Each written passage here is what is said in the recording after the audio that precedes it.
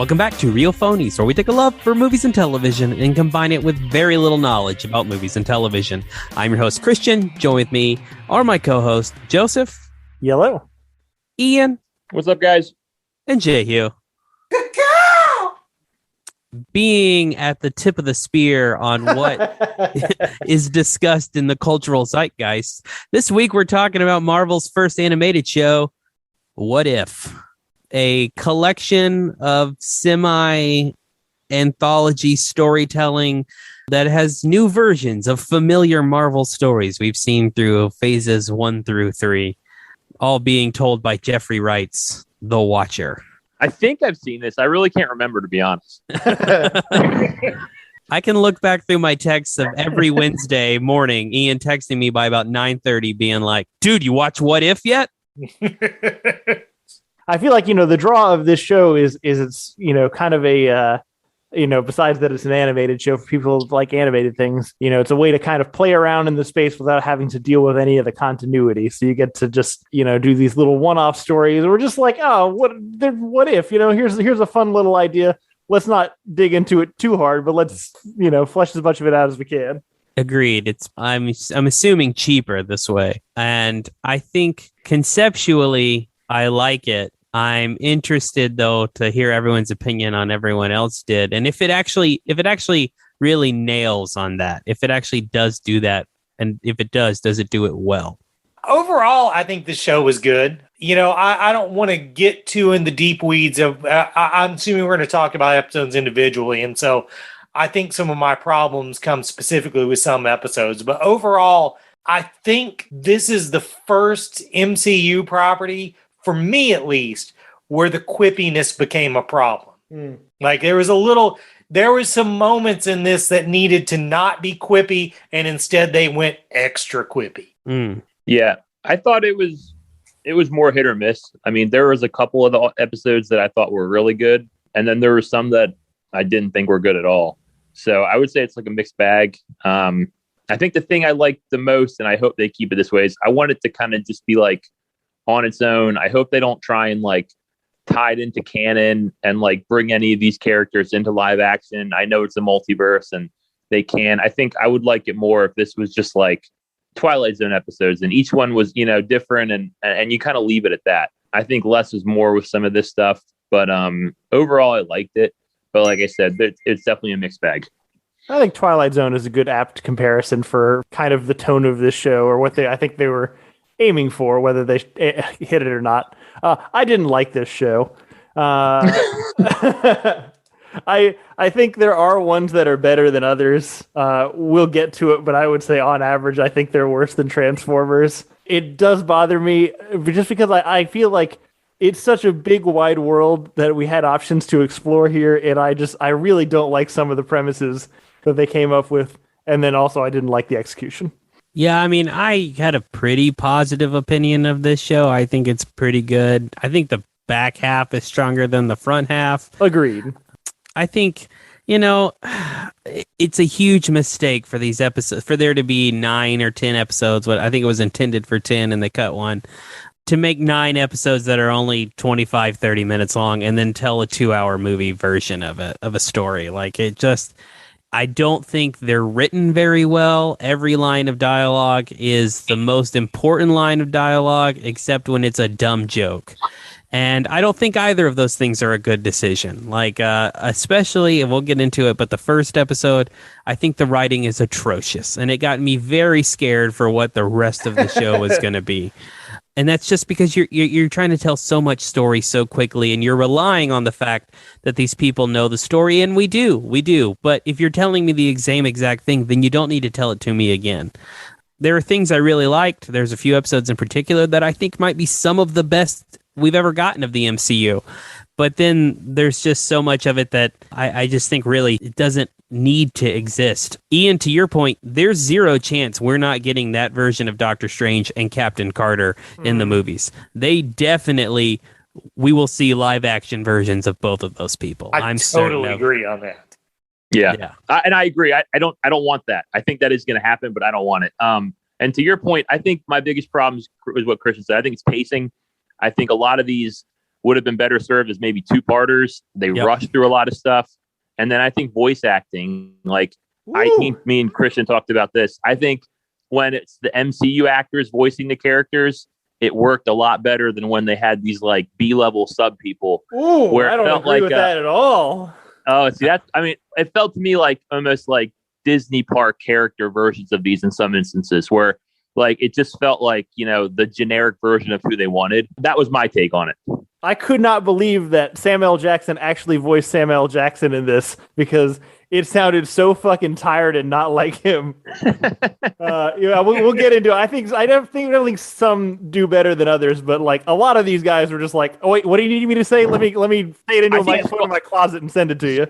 Samuel Jackson sounded like 95-year-old James Earl Jones does now. I don't know what. Yeah. Like, did he just get out of bed? I think ScarJo was the one I think didn't voice it. That I took me out of it in a lot of situations. Oh, totally disagree. I love Lake Bell. I thought she was great. I love Lake Bell as well, and I think she is terrible in this. She, to Ian's point, it really took me out. That was, in my opinion, the worst voice acting in the show. Man, I'm going with Joseph on this. I was like, why can't she just be the live action Scarlet Witch? I mean, Scarlet Black Widow. You know what I meant. It's weird that there's a person named Scarlet, isn't it? Yes. Yeah. I feel like traditionally on this show, when we're not disagreeing with each other, we're pretty split on like company lines, and I feel like we're going to be divided a lot in different ways in this as we go through these. That's true.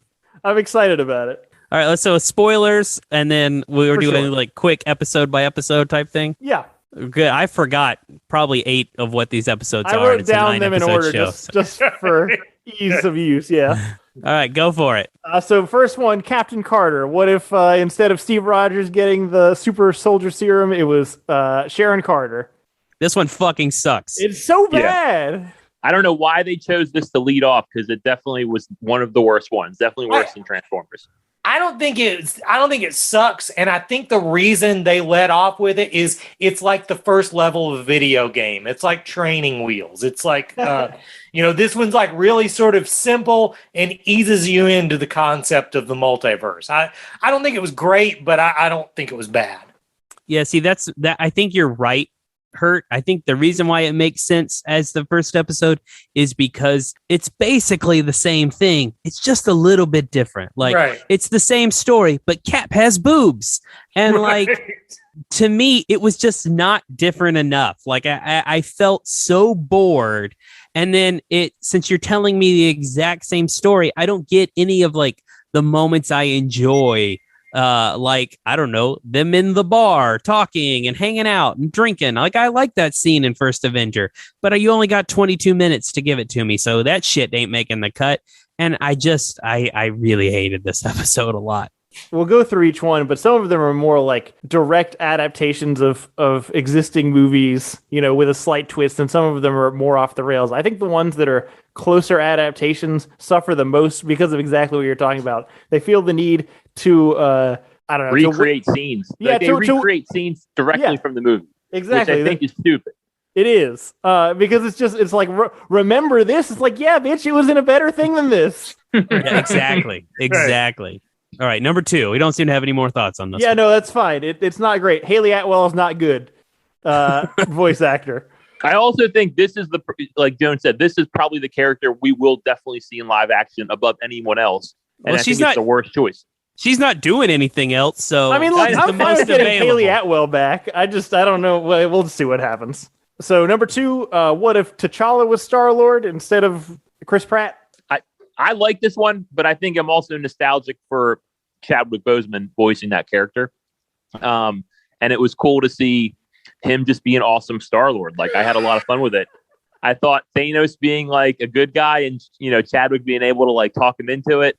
I don't know about the Collector becoming really buff. I don't know how that makes sense very much, but I like this one. I thought this one was better for me than Transformers. Ian, you've just explained to me the reason. I mean, I think the problem with a lot of these episodes as a whole is like, I don't know what demographic they're aimed at, because I was positive that this was a children's show based on the quality of writing and jokes, but then they kept saying shit a lot.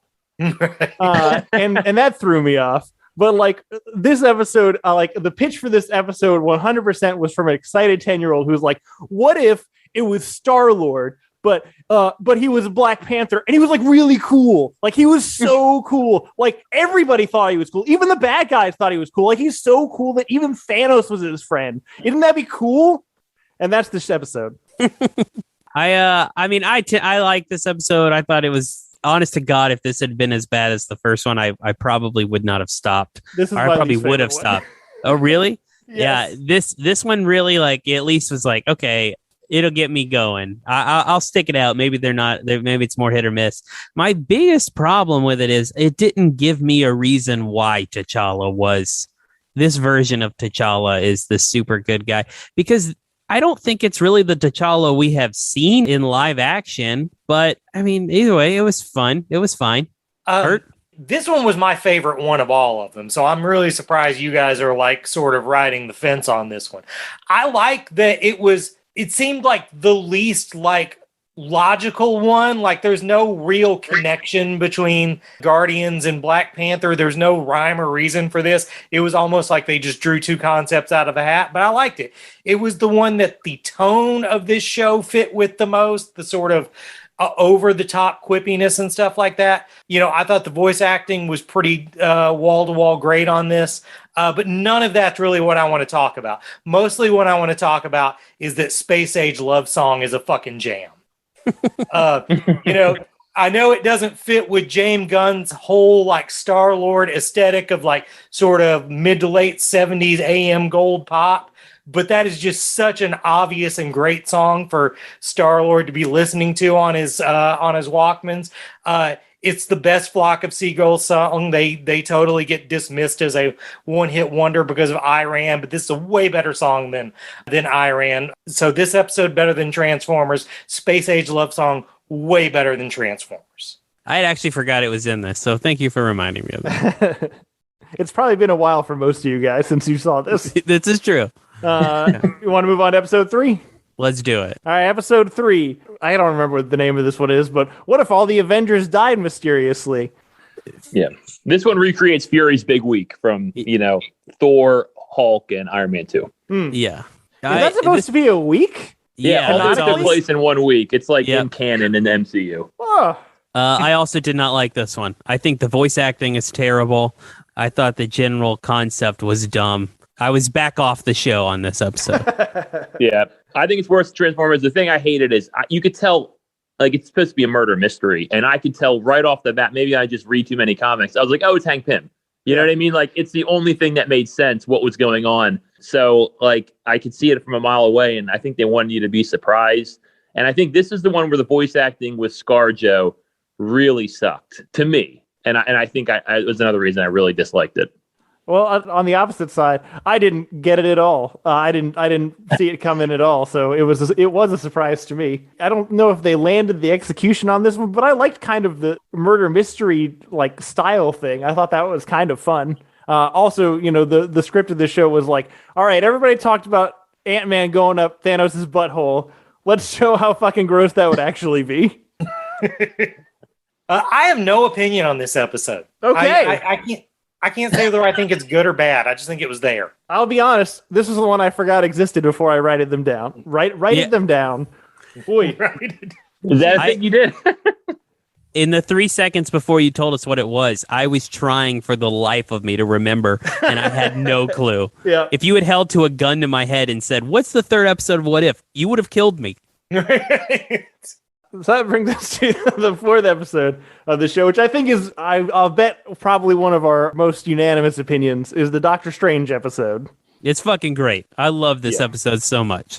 Yeah. I was really into the concept. I think the voice acting is great. Of course, it's 90% just Benedict Cumberbatch doing a role I think he's great at. So I was all in. Yeah, I think this one is probably.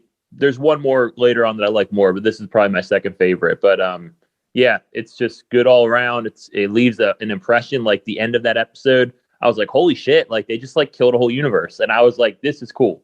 This was the first episode where I was like all in on it. And I was like, okay, I really like this show now. It's what kind of sold me on it. Yeah, this one was close second for me. Definitely liked it a lot. Seemed the most like comic booky What If too, with the sort of, dark everything screwed ending. So I like this one a whole lot. And Benedict Cumberbatch was great. I think so too. I still don't know if his American accent is the best, but I could tell like he was having fun, like he was trying.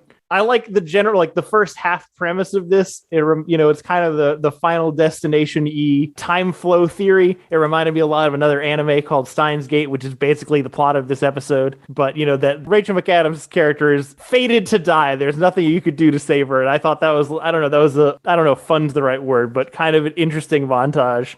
And yeah, I think this is true of all Doctor Strange things that we're going to see from now on. But there's a lot of problems with giving an egomaniac way too much power, and I feel like Doctor Strange is going to cause a lot of more problems, these shows and in the real Marvel universe before Benedict Cumberbatch is done. I can see that. Yeah, I like the octopus monster, the Shuma. Yeah, all the Eldritch horror stuff was great. Yeah, that's a cool Doctor Strange character, so that was cool. All right, next one. Marvel Zombies. This one's fine. I think this is one that I think people kind of overhyped, but I do enjoy. I thought it was a fun concept. I think there are really fun bits in it.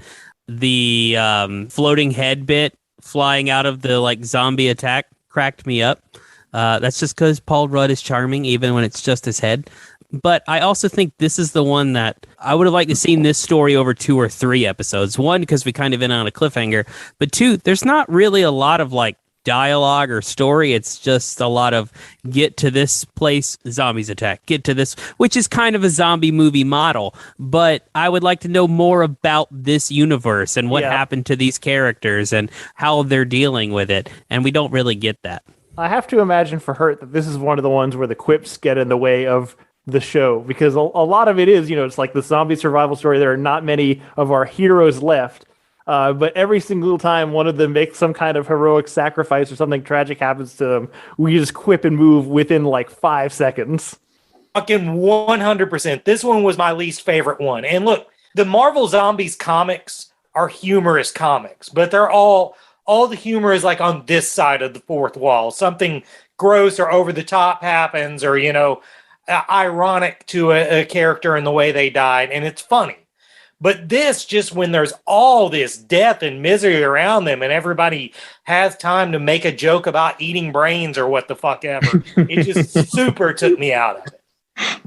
Yeah, I'd agree. It's a little quippy, but Paul Rudd as the head with just Doctor Strange's cape, I thought was great. And this is the one I think Jones, I didn't even realize it, but Peter Parker is not voiced by Tom Holland, and I didn't even know it at the time. So I think the voice acting by him is pretty good. I'd say this one's in the middle for me. It should have been 2 episodes because it does feel a bit rushed on pace. I thought Vision, I love the twist with Vision. I thought that was handled well. Yeah, and then Zombie Thanos, another one where the ending is just fucking cool. I wish they would have done more with it, but it was cool at that time. I was like, holy shit, that's a cool visual. Yeah. They leave you wanting more, and that's probably for the best. Yeah. I mean, I do like the cliffhangers on most of these, which will come into what disappoints me about one of the later episodes. For sure. Yeah. So the 6th episode, what if Killmonger saves Tony Stark? This episode's fine. It's middle of the road for me. I guess if there was anything I enjoyed is that we got Killmonger and Ulysses Claw back for a little bit amount of time, and I enjoyed that bit. But I don't. Much like Hurt felt about number 3, I have no strong opinions on this. I was really excited for this one because, I love Killmonger. He's one of my favorite characters, but I was disappointed in it. It just, I don't know. It didn't work for me. I think Tony Stark felt really stupid in this episode. I think he would have, at least the Tony Stark in our movie version, I felt like would have sniffed this out. And I don't think that his, Killmonger's whole thing about, justice for his people, I just don't think this plan made a lot of sense to me. So I thought this was one of the weaker ones. Yeah, this one, I'm basically on the same page as Christians. I really enjoyed Killmonger and Claw in it again and seeing those characters and stuff like that because I think they're super fun. But I also agree with Ian that Tony Stark was way too stupid. And I wonder if that's going to be a problem with these going in the future, is if you're someone who doesn't come back to do your character's voice, is your character going to get chumped out? That's fair. That is one thing about these episodes. They were like, well, we did kill Tony Stark finally, so let's just kill him in every single fucking episode. 100%. I mean, on the one hand, I know you're propping up your new Avengers, but like they're really shitting on the existing material there. There is the rumor that the 10th episode was like a Gamora Tony episode, which obviously we have some credence that is true, but it is weird that you couldn't have cut one of the ones where of the 6 that he died in and left the one where he lived. But yeah, this episode's fine. Man, I can't even believe I have to say this out loud.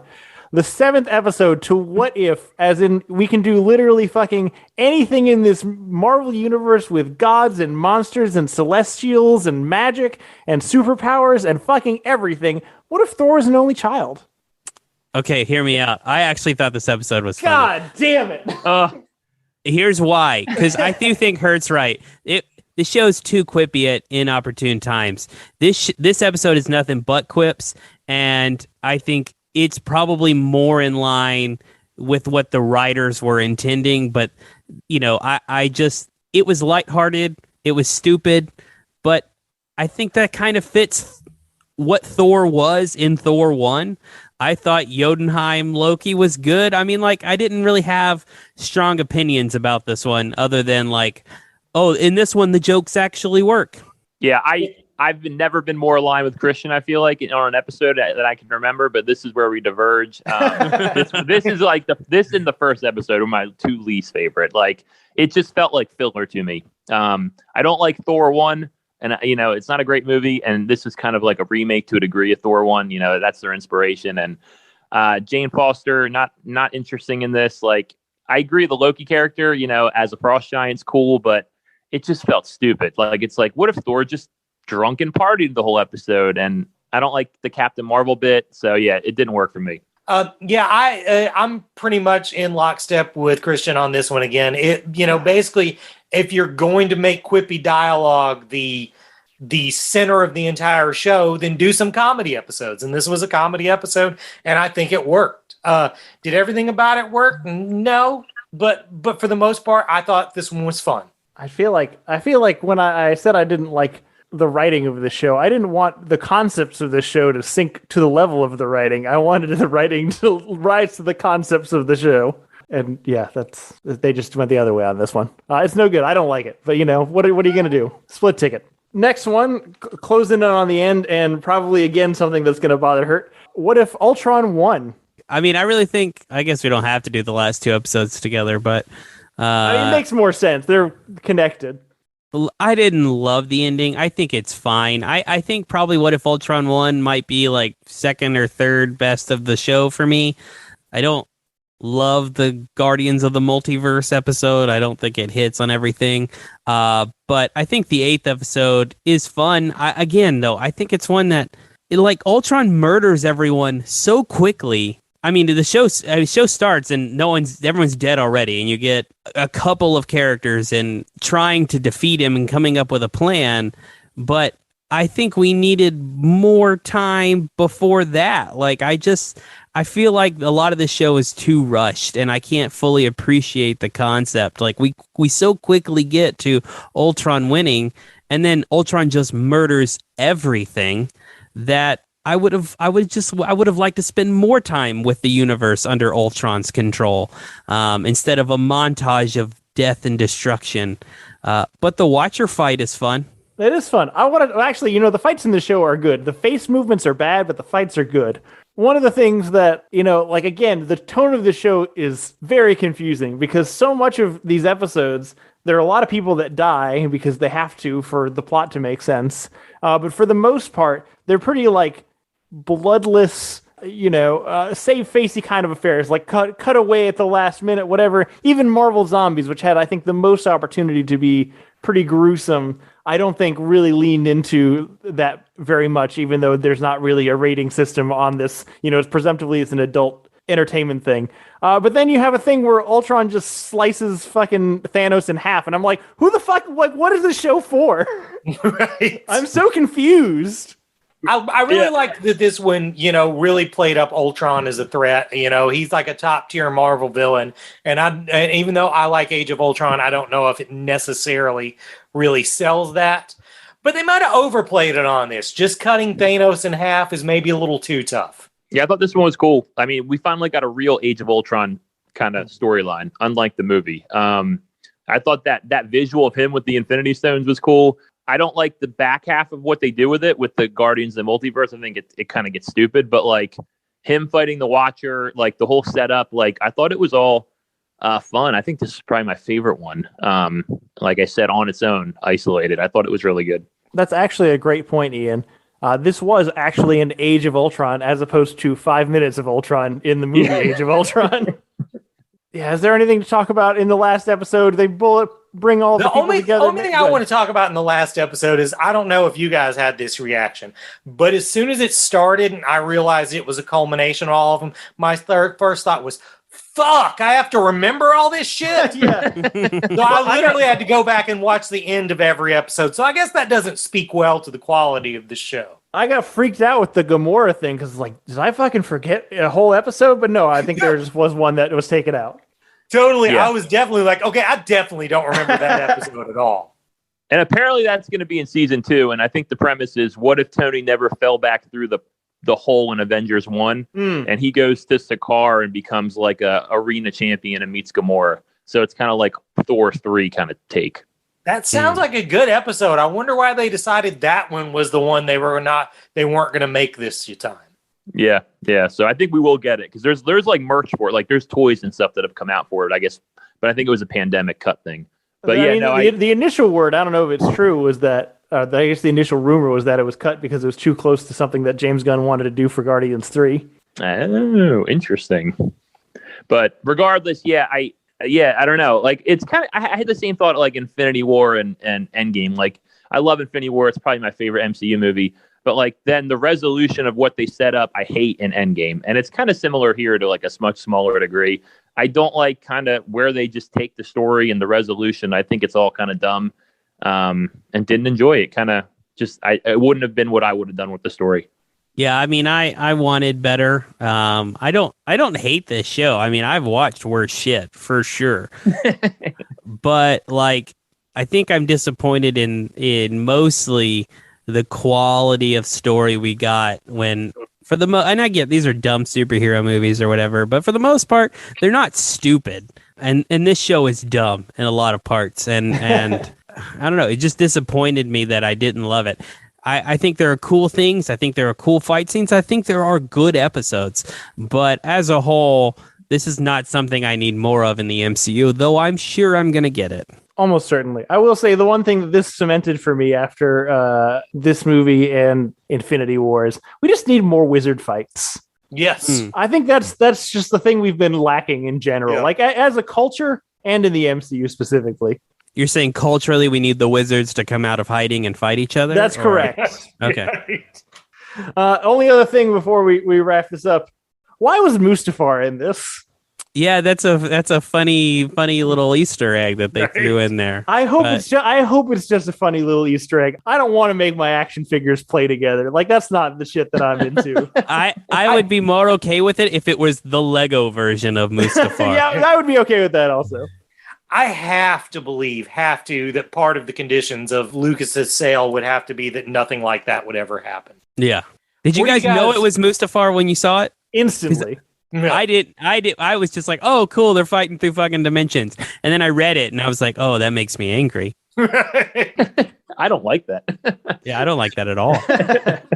What would you guys like to see this show do if it goes forward, which I'm sure it will? Are you telling me like what if story I would like to see, or just like just in general? Yeah, either way. I'm assuming you have one since you asked the question. I'm of two minds. I'm like, well, I hope they don't continue to all be based on just spinning out of stuff that happened in these movies. Oh, for sure. But also, if they are going to do that, and we are going to incorporate all the, Fox and Sony stuff into the multiverse of these, then I'd like to see some based off those. Like, at least if you're going to stick it to just movies, at least widen the pool. Yeah, I got one now that you said that. I want, what if Chris Evans as Captain America met Chris Evans as Human Torch? That would be great. Yeah, totally. Yeah, I mean, it all depends. You know, you could do mutants on here, but you won't. That's not the way that you'd probably introduce them. I don't know. I agree with you. I would think that they would have enough care and respect, but I also, honestly, at this point, I have no clue what they're going to do with those characters. And I think there might be a chance that the first time you see a mutant or something might be in this dumb show.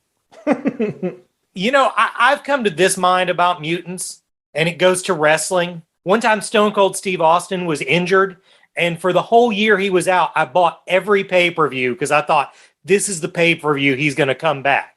And when he finally came back, they advertised it way ahead of time because they wanted you to tune in and buy the pay-per-view. We're not going to be surprised when the mutants show up. That's a good analogy, Hurt. I think you might be right. All right. Well, we all need to watch Doctor Strange too, because I have a feeling we're going to see some mutants in that movie. It's possible. All right. Well, that's Marvel's What If ... question mark. In case you have to look it up. Oh, Jeffrey Wright's good in this show. By the way. He's fine. Jeffrey Wright's great, as he is in everything he's ever in. It's the dude's got the sexiest voice on the planet. He does. I will say, after watching Star Wars Visions, my first time coming back to this after watching the first 2 episodes, it automatically defaulted me to the Japanese. And the Japanese guy who does James Wright is also quite good. So that's What If. Maybe they'll do another season. Was this popular? Do we know? I think it's popular enough for a second All right, season. well, we'll get another season then. And then we can bitch about B-level voice actors and weird face animations in like a year or 2. What if this time but better? Oh, damn. That should be our tweet. All right. That's What If. What have we been watching this past week, guys? I'm sorry, guys. This is going to take a minute because I'm talking about the World Series champions, Atlanta Braves. So last week I talked a little bit, just briefly, about what, my hometown and what that baseball club means to me. And I could go on that subject for hours. But what I wanted to talk about was 3 quick things and why this is like such a big deal in the sports world. The first one is the Atlanta curse. In 1996, Atlanta got the Olympics, and guess what? That city sold, did a bunch of backdoor deals. It was shady and corrupt, but it got an Olympics. And what did they get for it? 25 years of nothingness in professional sports. I don't know if curses are real. Probably not, but it sure seems like it.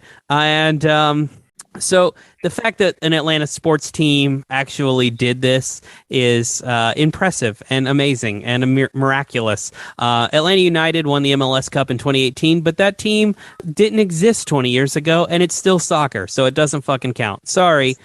Number 2, I get it. Baseball is not for everyone. It's a 162-game season. It's very long, but postseason baseball is the best of sports, in my opinion. It is such a different game, postseason to regular season, and everything is just enhanced. The pitching's better, the hitting is better.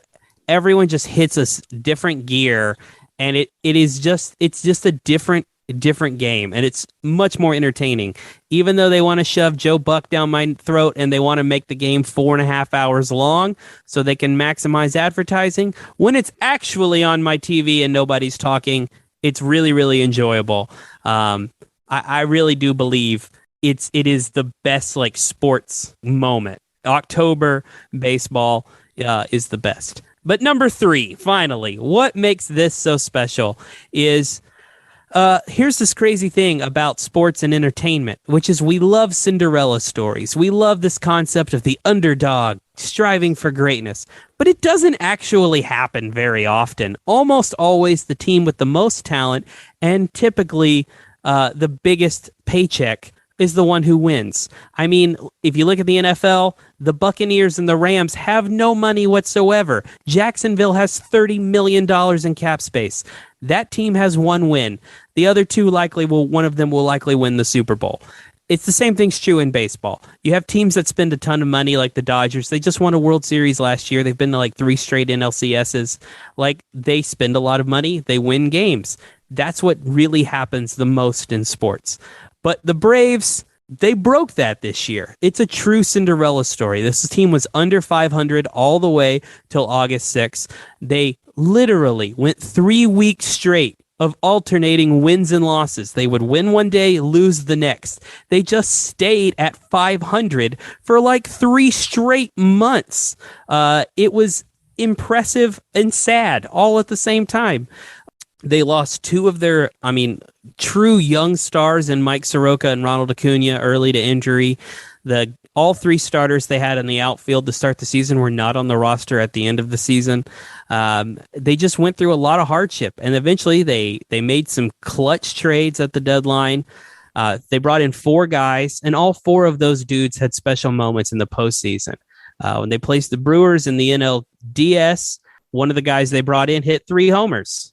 And the NLCS, one of the guys they brought in was the MVP of the NLCS and hit the ball like 14 out of 23 times, which is absolutely insane. He had like a 623 batting average during the NLCS. And then finally in the World Series, one of the other 2 guys, one of them hit 3 homers, the other one hit a grand slam.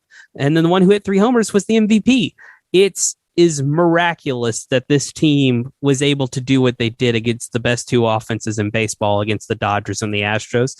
Their starting pitching had 2 shutouts against the Astros, which was the best offense in baseball this year. Just thing after thing after thing. They just kept smashing records that had never been broken before. Hank Aaron died this year. Hank Aaron wore number 44. The Braves had 44 wins before the All-Star break. They had 44 wins after the All-Star break. Their record was 44-44 when Ronald Acuna tore his ACL. They won the World Series in the 44th week of 2021. Like, this shit will be a movie someday, and I will watch it every day for the rest of my life after that. I love this team, and it feels really good to win a championship. Hadn't done it since I was 6 years old, and I'm really happy to be here now. It's better than Transformers. Christian, you said a lot of things that I don't understand, but I'm so happy for you when I saw that they had won. Congratulations, buddy. Thank you. My indifference to sports is well documented, but I'm super excited about how excited you are about it. Thank you. I have no one else to talk about it, so you guys were going to have to hear it.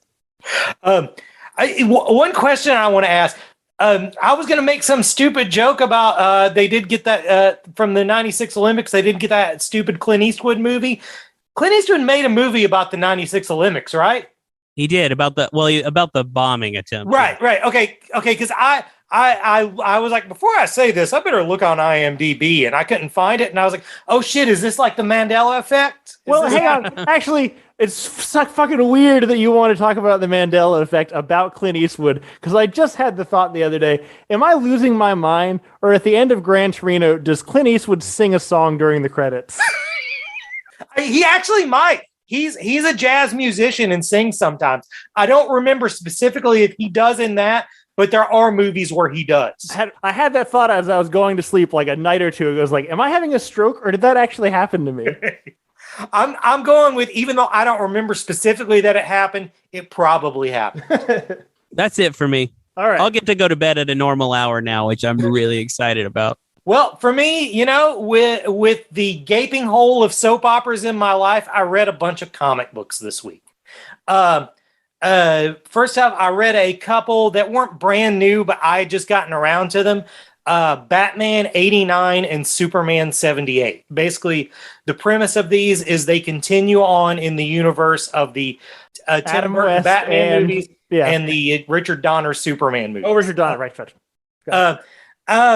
It's funny. I went in thinking I would enjoy one more than the other, and it was the other way around. I was more excited about Batman 89 just because there's so much stuff on paper about what they wanted to do with those movies going forward. And they got the screenwriter from those 2 movies, Sam Hamm, to write it. And it was all right. It had great art, but the story seemed more like, it seemed like this guy was trying to do the movies he wished he would have been able to do, like, more serious Batman and stuff like that. Also, they make the weird decision to give Batman these super graying temples in it that I don't really know what it's supposed to convey from a storytelling sense. On the other hand, Superman 78 was a fucking blast. The writer, Robert Venditti, really nails the tone of those movies. I wish they introduced Brainiac in this, and I wish they would have, instead of using like sort of Brainiac's comic book look, they would have tried to do more of a visualizing what they would have done with the movies in that. But that's a small complaint. I thought it was great. Also, I read a book called The Batman Long Halloween Special. There's a classic run of comics called Batman Long Halloween, and it's a sequel, Batman Dark Victory. And they're great comics. They're by an artist named Tim Sale, who's always great, and a writer named Jeff Loeb, who's only great when he's with Tim Sale. But I was super excited to be back in this universe, worried it was not going to live up to the hype, and it really did. A really great fucking comic. Cannot emphasize you should check it out enough. I hope it gets to continue. It's presented as like a 48-page epilogue to those stories, but it seemed more like it was the start of something. And finally, I read the first 2 issues of X-Men Inferno. I've talked about this run a lot on here, the Jonathan Hickman X-Men run.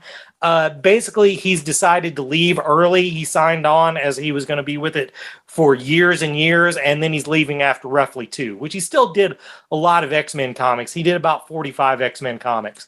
And so far, it seems like a really good wrap-up of the shit he started.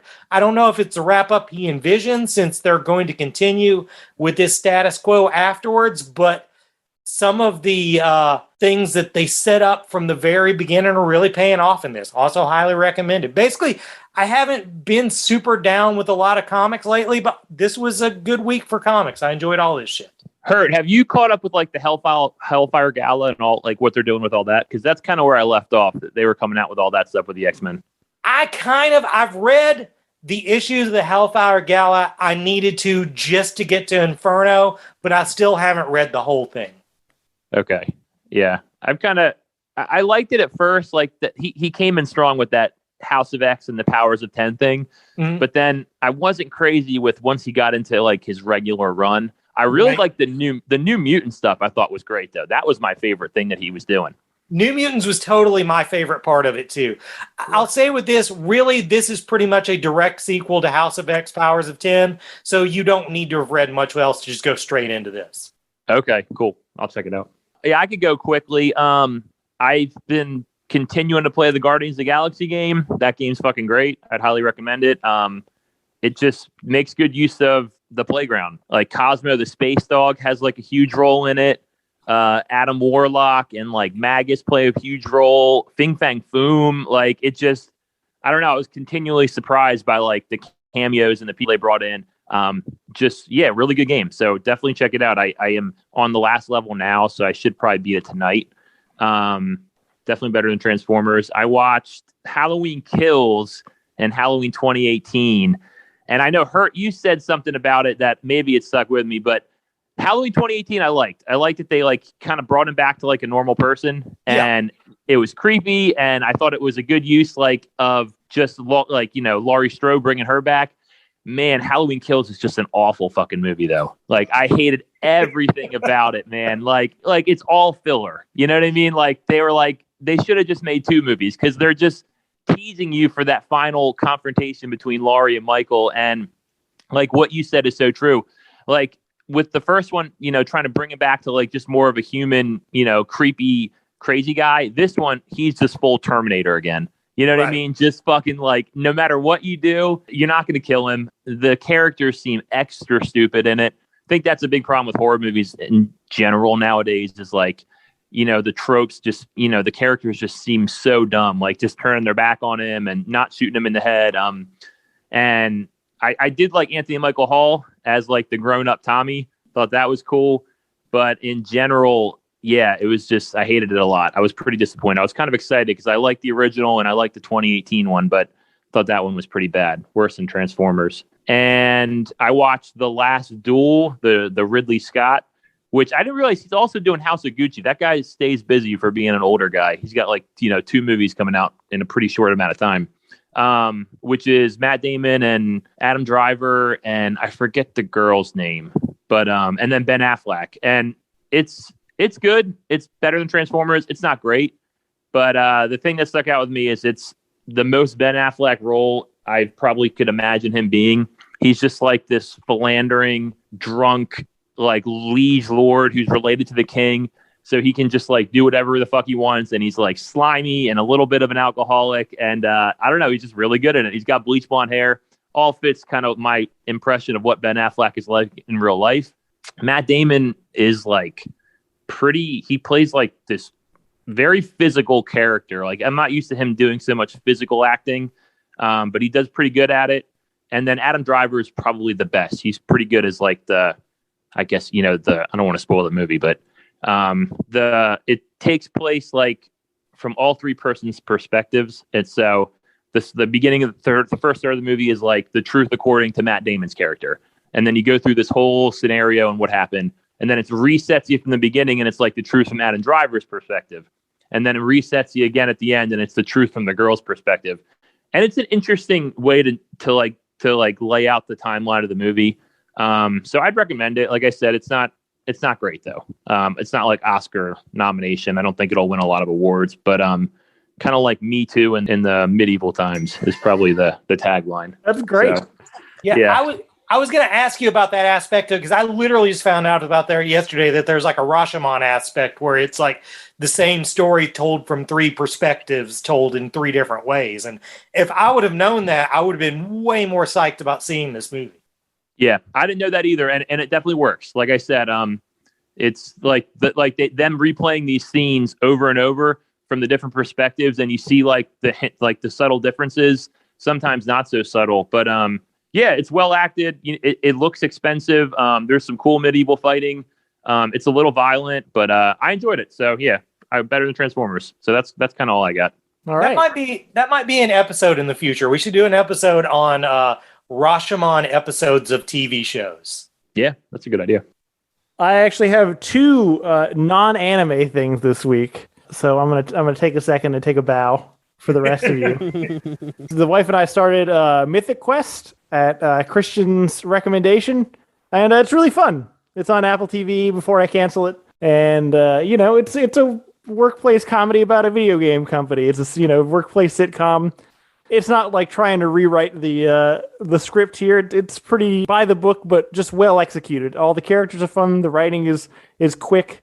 I think it's generally just a good show. So yeah, if you got Apple TV and you finished Ted Lasso, you're looking for something else, watch Mythic Quest. Have you gotten to the flashback episode, the birth of the video game company episode yet? Is a video game company. I don't know if is it the same one? I don't really understand what the connection is. It's the same building. Yeah. That's my favorite episode of the whole show. It's a good episode. I hope it ties in more later at some point. You might be disappointed. Fuck. Val and I watched the whole episode. It's good because it's Jake Johnson and Christina Milioti, and they're both really good. And the whole time we're like, okay, this is a good story, but like, what does this have to do with anything? And we were still hoping that would pay off somewhere, but it hasn't really. No, just the carving and the wall shows up later, and it's the same building. That's gonna drive me nuts if that's it. There better be fucking more down the road. There may be more in season 3, but I can tell you it doesn't come up again. Oh man! But there is another flashback episode in season 2, and both of them, each one in each season, is my favorite episode of both seasons. So fair enough. And then the last thing, I'm finally caving. Mostly just because I found the theme song and realized the theme song was a bop, and then started to watch the show. I'm diving into Succession. Oh. Hour-long shows are not my thing. It's pretty hard for me to convince myself to start one, but I will say it's, I think the basic premise for anybody who is not aware is it's aging media magnate and all of his children. It's essentially the story of Jerry Jones right now, I think. And all of his children, and they're all vying for like who's going to be next, and they're all just awful rich people. So is it like Dallas? It's just Dallas? I've never watched Dallas, so maybe I don't know. It's basically, it sounds like a soap, is what it sounds like. That's what soaps are now. It absolutely is, and the beauty of it is, so like all the characters are. These, I don't know, they're all rich assholes, but they all have character flaws that are immediately apparent. You're very clear, like what their fucking malfunction is. And usually in these type of shows, you find a character that you identify with, and you don't know if you root for that character, but you're with that character. Like you see it through their perspective because they've got like your malfunction and you get it. But it's amazing because all of them have pretty unique like character flaws, but I'm all of them. And so like I get every single one of them, and I see myself doing the exact same things in their shoes. So anyway, I'm only like 2 or 3 episodes in, but it's really good. And again, the theme song is really great. I have one more thing I forgot about that I need to say. Is it about the Braves? Nope. Doctor Who's back. And I just need to say that I'm really sorry that Jodie Whittaker's run was wasted on this guy as a showrunner, because he fucking sucks. Chris Chibnall is the worst writer Doctor Who's ever had. We've only had 1 episode. This season is only 6 episodes long, and he already makes me want to quit. He made me want to quit the first season he wrote. And then I came back and I powered through and I quit the second season he wrote. And then I freaking came back and powered through, and God, I have to suck it up for 5 more episodes of this douchebag till Russell T Davies comes back, and it cannot happen soon enough. This guy fucking sucks, and I'm so glad he only got 1 run at Doctor Who, and I just feel bad for Jodie that her run as the Doctor was wasted on this guy. Sorry, that was pinned up deep inside. No, it's fine. We're nailing the niche content today. All right, next week, The Eternals, the first certified rotten Marvel movie. I'm fucking stoked about it. So yeah, join us for that next week. If you have any thoughts about Marvel's What If you remember any of it, you can reach us at realphonies@gmail.com. You can also follow us on Facebook and Twitter at realphonies, and on Instagram at real_phonies. Thanks to Zach Evans for art and Brian Velasquez for our theme. We'll see you guys later. Later.